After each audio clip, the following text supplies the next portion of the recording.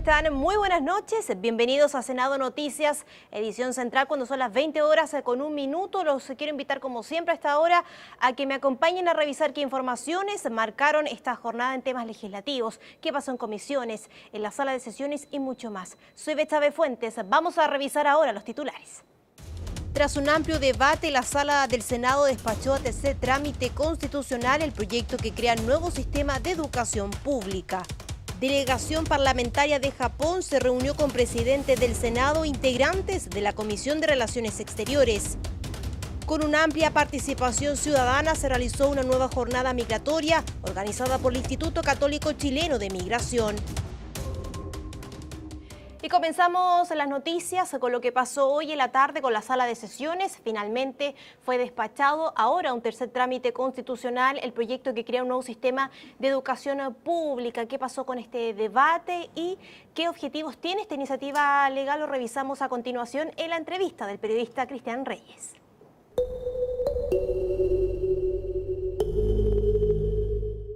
¿Cómo están? Muy buenas noches. Estamos nuevamente reunidos en esta sección de Senado Noticias para tener un breve diálogo, pero específicamente sobre un punto visto en la sala de sesiones. Para ello nos acompaña en esta entrevista el senador Juan Pablo Letelier, a quien le agradecemos su presencia para con nosotros y de inmediato meternos en el tema. El sistema de educación pública, desmunicipalización, usted ha tenido conocimiento especialmente en terreno, en la región de O'Higgins, de las consecuencias que ha tenido en cuanto a problemas el tema de la municipalización. ¿Va a servir este cambio concretamente para evitar estas crisis como la que tuvimos, por ejemplo, en San Fernando, entre otras comunas? Buenas tardes. Muy buenas tardes. El modelo de educación es lo que está en discusión.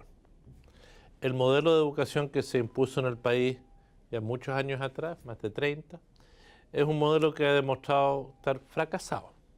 Y ese es el primer elemento de diagnóstico. El modelo de descentralizar para que la educación la administraran los municipios, la educación pública, es el que ha fracasado. No garantiza una calidad uniforme de la educación independiente de donde uno haya nacido o de donde uno vive. La educación pública, los bienes públicos tienen que ser de la misma calidad sin importar dónde uno viva, ni comuna ni localidad. Y eso es algo que ha fracasado. También ha fracasado el que la educación sea un sistema de integración social, porque la educación no es solamente una instancia de instrucción. Por cierto, tiene que cumplir una función de instrucción. En el mundo de hoy, el tipo de instrucción que se necesita, el tipo de educación, formación valórica, es distinta a la que se necesitaba 50, 100 años atrás, o incluso 20.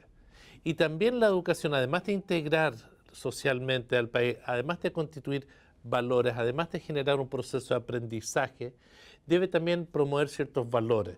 Y de los valores que están ausentes son los valores de lo colaborativo versus el de la competencia, que se refleja, entre otras cosas, en este modelo de educación SIMSE, es decir, con puntajes que compiten entre sí.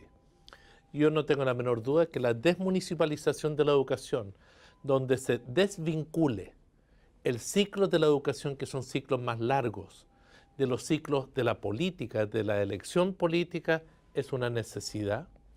También es una necesidad que quien sea el administrador tenga la capacidad, estos nuevos servicios locales de educación o servicios territoriales de educación, logren efectivamente garantizar una igualdad territorial sobre la calidad, dando la autonomía a los que son los cuerpos directivos de los establecimientos educacionales y por sobre todo a los profesores para hacer la verdadera, así llamarla, revolución en el aula. Y la participación también mediante los Así procesos locales. donde los jóvenes, hoy los jóvenes millennium, estas nuevas generaciones tienen otra forma de abordar la educación y los procesos de aprendizaje. Y tenemos que entender que los profesores tienen otro desafío y yo sí creo que esta reforma que fija otros paradigmas, otros propósitos del proceso educativo del siglo XXI es tremendamente necesario, importante y además va a lograr evitar lo que ha pasado con una mala administración que se da a nivel local, a veces en corporaciones, a veces en municipios, más en corporaciones que en municipios, para ser honesto, y que pasa en municipios de todos los colores políticos. No por malos manejos, sino porque está fuera de su alcance, digámoslo. Es porque hay problemas estructurales, hay problemas de cómo se fija la dotación de los docentes, hay problemas de quién contrata a los asistentes de la educación, hay también en ocasiones, por desgracia, el pago de favores políticos, hay diferentes realidades, no es una. Hay de cómo efectivamente hay incentivos del retiro cuando un profesor ha cumplido un ciclo en aula. Yo creo que esta reforma va a dar las condiciones para un salto en un proceso de transformación de la educación. Nos demoraremos unos 10 años en implementarlo para hacerlo en forma gradual, pero sin duda una necesidad si queremos educación pública de calidad para los jóvenes de nuestro país. Estamos hablando con el senador Juan Pablo Letelier a propósito del tema visto en la sala el día de hoy de la desmunicipalización de la educación, el rol del Estado de forma más empoderada en este aspecto. Senador, ¿quedó conforme con el tema de este periodo de evaluación, de la gradualidad o, por ejemplo, otros aspectos que han generado más controversia como la composición de estas mesas de expertos que van a evaluar precisamente? Mire, yo creo que uno siempre podrá tener una discusión de los ritmos de los cambios. Más gradual, menos gradual, lo importante es que comienzan. A mí me habría gustado que fuera un poco más rápido, pero entiendo que es el nuevo modelo que se va a instalar lo más importante. Entiendo que tendremos un debate sobre las comisiones de expertos y de qué pasa con el director ejecutivo del servicio local que va a estar y su vinculación con los establecimientos. Son parte de las dudas que hay legítimas en un nuevo paradigma, pero yo creo que sí estamos avanzando hacia un modelo que va a permitir algo muy importante, porque ¿quiénes son los que van a la educación pública? ¿Quiénes son los hijos de qué familias requieren tener garantizada una educación de calidad? Estamos hablando del 70% de los hijos de las familias chilenas que son familias de trabajo, de esfuerzo, que no deben ser discriminados por el nivel de ingresos de sus padres, por la cuna en que nacieron, por el lugar donde viven. Y es una pérdida de capital humano, porque eso es lo que nos está ocurriendo. Hay miles de jóvenes que ven hipotecado su desarrollo personal porque no tuvieron acceso a una educación de calidad. No porque no fueran inteligentes, no porque no tuvieran habilidades, sino porque el país los discriminó. No digo intencionalmente, pero los ha discriminado. Y yo creo que esta reforma, lo que impulsó la presidenta Bachelet con esta tremenda reforma educacional, a lo que apunta es que los hijos de un temporero, los hijos de un campesino, los hijos de un vendedor en cualquier multitienda tengan los mismos derechos sus hijos que los míos al momento de estudiar. Igualdad territorial y social, como usted bien apuntaba, senador. Le agradecemos estos minutos para con Senado Noticias y también agregas que el día de hoy en la sala del Senado, aparte de este tema, se visó el tema del feriado de la Pampilla para este próximo 20 de septiembre, además de una serie de acuerdos en materia internacional. Le agradecemos la presencia del senador Juan Pablo Letelier y volvimos contigo, Betsabe. Muy buenas noches.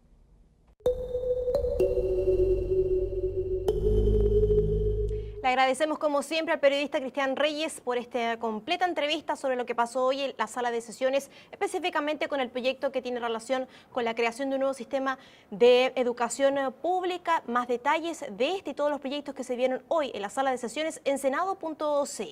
Cambiamos de tema. Hoy la Comisión Especial sobre Proyectos relacionados a niñas, niños y adolescentes recibió al Ejecutivo para saber el estado de avance de los proyectos relativos a infancia, muchos de ellos que vienen a renovar al Sename. Más detalles conocemos a esta hora en vivo y en directo con el periodista Rodrigo Cruz, a quien ya vemos en pantalla. Rodrigo, ¿cómo estás? Muy buenas noches.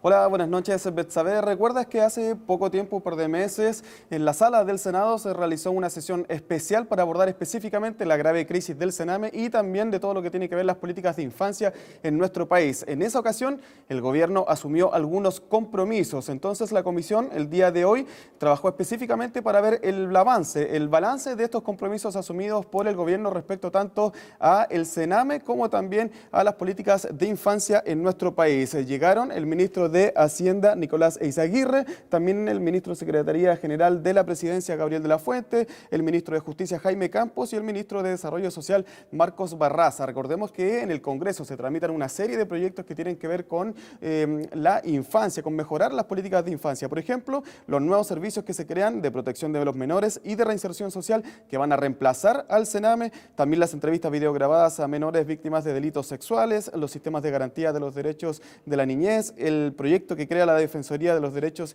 de la Niñez, entre otras iniciativas que se discuten en el Congreso. Pero uno de los temas que tomó la mayor cantidad de tiempo del debate del día de hoy fue la situación de los organismos colaboradores del Sename, también conocidos como OCAS por sus siglas. Estos son los hogares de menores que reciben subvención por parte del Estado, tanto para la reinserción de los menores como para también la protección de los derechos de estos menores de edad. Actualmente en nuestro país existen 8.300 menores de edad en estos centros de menores de organismos colaboradores del Sename, y comparándolo con lo que están en los organismos que son estatales, la diferencia es bastante grande. El 90% de los menores de edad están en estos centros de organismos del Sename, es decir, externalizados, por así decirlo, y apenas el 10% están en los CREAD, que son los administrados por el Estado. ¿Qué es lo que pidieron los senadores? Es que la subvención es bastante baja que se entrega a los organismos colaboradores del Estado. Según ellos, dicen que son 248.000 pesos por cada menor de edad. Esto lo comparan, por ejemplo, con lo que se gasta en tratar de reinsertar a un adulto que esté privado de libertad en el sistema judicial, que se invierte 700.000 pesos por cada uno de estos adultos. Entonces la diferencia es muy grande. Entonces piden que en el proyecto de la ley de presupuesto del 2018 se aumente la subvención para estos organismos colaboradores del Estado. También el Ejecutivo aceptó eliminar el artículo 80 bis, que faculta a los jueces a enviar a los menores con urgencia a un hogar de menores. ¿Qué problema había traído esto? Que los jueces muchas veces envían a menores de edad a estos centros, pero esto no implica un mayor aumento de recursos. Entonces se generó un déficit bastante grande, que el año pasado fue ya de 17.000 millones de pesos y este año ya estaba siendo de 20.000 millones de pesos lo que se estimaba para este año. Respecto a todos estos puntos, estas problemáticas, escuchemos las palabras de dos de los senadores integrantes de esta comisión. Que haya un aumento sustantivo en las subvenciones, porque si no, estos niños van a seguir teniendo personal no calificado, personal que hoy día la verdad es que no pueden llenar los cupos, los hogares de menores, porque las subvenciones son muy bajas, y en ese sentido necesitamos educadores de trato directo de primer nivel, que los niños tengan acceso a la salud, salud mental, etcétera, etcétera. Yo veo con preocupación porque a mí me da la impresión que hoy día el país económicamente está muy frenado, y eso quiere decir que el ministro de Hacienda va a tener que hacer un presupuesto responsable, así que todas estas plata que están hablando que se necesitan para los niños, yo no tengo tan claro que las vayan a poner. ¿Qué es lo que señaló el Ejecutivo al respecto en esta comisión? Destacó, por ejemplo, que ya se ha incrementado en los últimos años el presupuesto para todo lo que tiene que ver con la política de infancia, de que en la ley de presupuesto 2018 también se va a incrementar un poco más, y también destacó la implementación de la política preferente hacia los menores de edad con modelo residencial. Por ejemplo, la implementación del registro social de hogar en estos centros, y también la adecuación de coberturas de Chile Crece Contigo, lo que le permite a estos menores que están en estos centros también acceder a una serie de beneficios y programas que tienen los distintos ministerios del gobierno. Respecto a este punto específico, escuchemos las palabras también del ministro de Desarrollo Social. Del universo de 8.104 niños, como Ministerio de Desarrollo Social, creamos un módulo especial y específico para tener registro social de hogares, es decir, para acceder a la protección social en el caso de los niños que están en modalidades de cuidado alternativo, en residencia. Por tanto, ya tenemos 6.000 sobre 6.800 niños, nos restan del orden de 2.000. Por último, agregar, Betsabe, que esta sesión continuará el primer martes de octubre. ¿Por qué en esta fecha? Porque así los senadores van a poder tener en mano el proyecto de ley del presupuesto 2018, que recordemos tiene que entregar el Ejecutivo al Senado durante este mes de septiembre, a fines de septiembre específicamente, Betsabe. Perfecto, completo el informe de nuestro periodista Rodrigo Cruz en cuanto a estos importantes estados de avance de proyectos relativos a infancia. Que tengas muy buenas noches. Buenas noches. Nosotros cambiamos de tema porque en el ex Congreso Nacional se realizó nuevamente las jornadas migratorias que están organizadas, recordemos, por el Instituto Católico Chileno de Migración. Analizaron específicamente las políticas públicas en esta materia, lo que viene con los nuevos desafíos de la ley que ingresó al Congreso Nacional, la ley de migración, y además de poder establecer una migración más segura, regulada en nuestro país. Detalles en el siguiente informe. Si de volumen se trata, Argentina es el país latinoamericano que más inmigrantes recibe, pero Chile es uno de los países que ha recibido más inmigración creciente durante los últimos años. Y es que hace un tiempo solo contábamos con las llamadas migraciones históricas entre Chile y Argentina, además de las que se producían en el norte del país con países vecinos como Perú y Bolivia.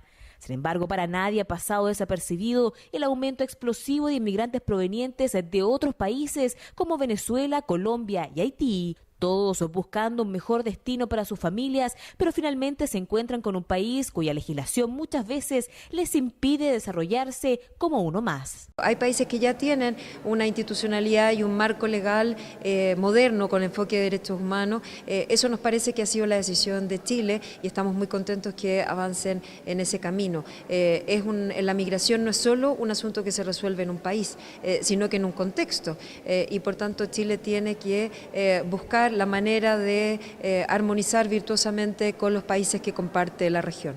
En ese escenario que el Instituto Católico Chileno de Migración, INCAMI, organizó las 19ª Jornadas Migratorias, que reunió a diversas organizaciones y representantes de organismos nacionales e internacionales para debatir en torno a la necesidad de una nueva legislación migratoria y, sobre todo, la importancia de propiciar la inserción laboral de los migrantes.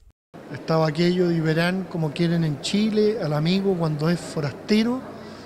Sin embargo, tal vez no deja de ser una frase dicha con mucho entusiasmo, pero todavía sin la experiencia de el desafío que significa acoger a otro que es distinto, que trae otras culturas, otras maneras de ser y otras necesidades. Por ello es que durante la jornada también se valoró la presentación del proyecto de ley de migraciones firmado por la Presidenta de la República hace algunos días, una muestra del interés de nuestro país por abordar las problemáticas migratorias, considerando además la falta de herramientas cuantitativas que tenemos para contar con una radiografía certera del proceso migratorio en el que estamos inmersos, especialmente de su incorporación al empleo. La encuesta, por ejemplo, de empleo y otras encuestas que también hacen caracterizaciones como la CACEN u otras más, no fueron diseñadas desde su origen para contabilizar y para ser representativas de trabajadores migrantes, ¿ya?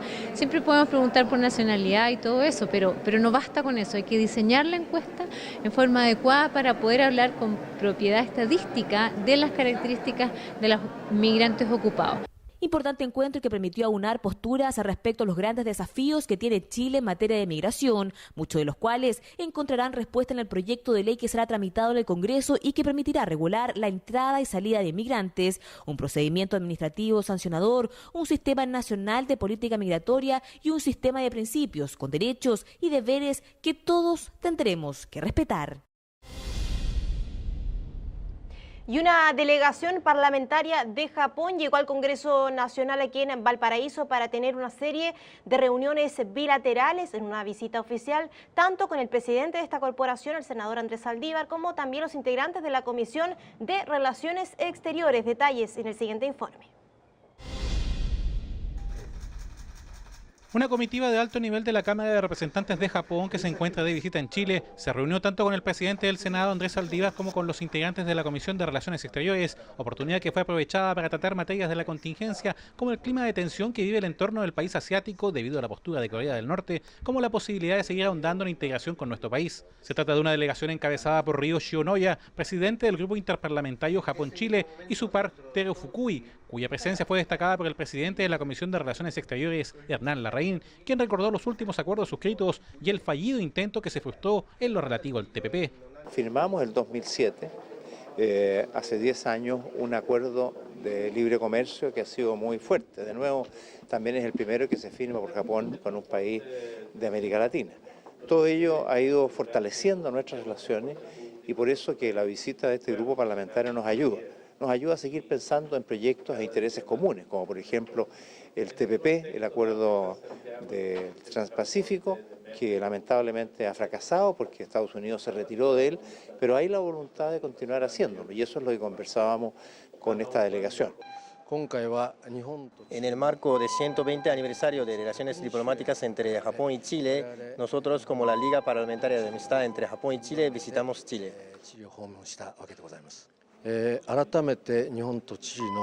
Nuevamente nosotros sentimos la profundidad de las relaciones entre ambos países al hablar con las dos cámaras, y ambas cámaras tienen la Liga Parlamentaria de la Amistad entre Chile y Japón, y con eso nosotros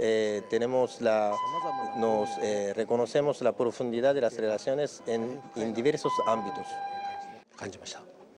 Más contingente, la cita con la Comisión de Relaciones Exteriores también tocó la actualidad en Asia y la tensión por Corea del Norte, además de poner en conocimiento a la delegación japonesa de la postura chilena ante la demanda marítima boliviana en La Haya.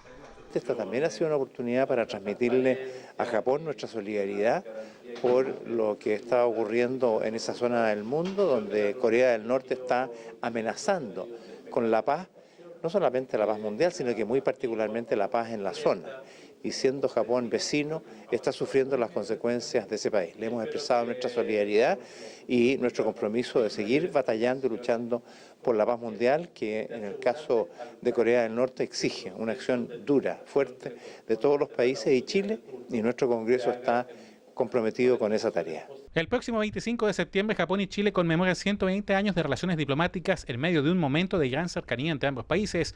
Prueba de ello es la reciente aprobación en la sala del Senado de un proyecto que recuerda ese tratado de 1897 y apela a profundizar las relaciones de negociación de un acuerdo de asociación estratégica entre ambos estados que permita una agenda bilateral fortalecida, ágil y adaptada a los requerimientos cambiantes de la coyuntura internacional.